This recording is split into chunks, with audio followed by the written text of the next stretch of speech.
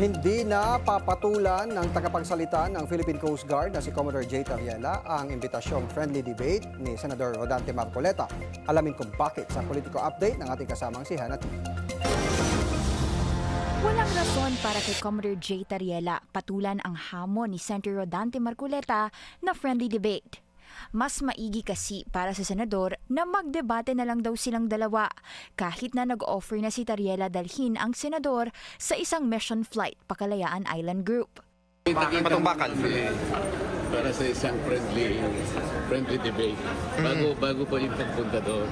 Para sa ganun maayos natin. Para sa kapakanan ng ating mga. Sa panayam ng agenda sa Billionaire News Channel, sinabi ni Tariela na standing pa rin ang offer niya na ito. Yan ay para ma-inform si Marcoleta sa kalagayan ng nasabing lugar. Kasunod ng pagtanggi ng senador na sinabi niyang dapat bitawan ito dahil hindi ito bahagi umano ng exclusive economic zone. Pero nagtataka si Tariela kung ano ba ang nasa isip ng senador lalo na't mambabatas ito. Kung tayo lahat bilang Pilipino, dapat ating suportahan ang ating posisyon dito. We should not be the reason to doubt it, especially if you're a member of the legislation. Ngayong hapon, binigyang linaw na ni Marcoleta ang naging pahayag niya tungkol sa Kalayaan Island Group.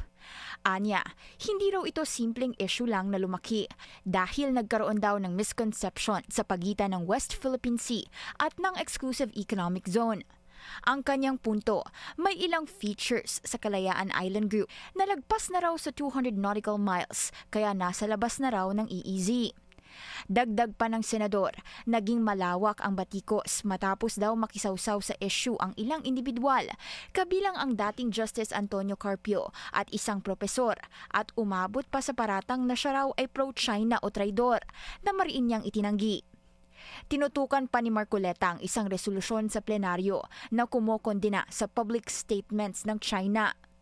Nahihirapan daw siyang sumuporta dahil hindi raw nilinaw kung alin ang mga pahayag na tinutukoy para raw bumoboto ang Senado ng walang konkretong basihan. Kalaunay inadopt na ng Senado ang kontrobersyal na resolusyong ito matapos ang mahabang debate sa plenaryo.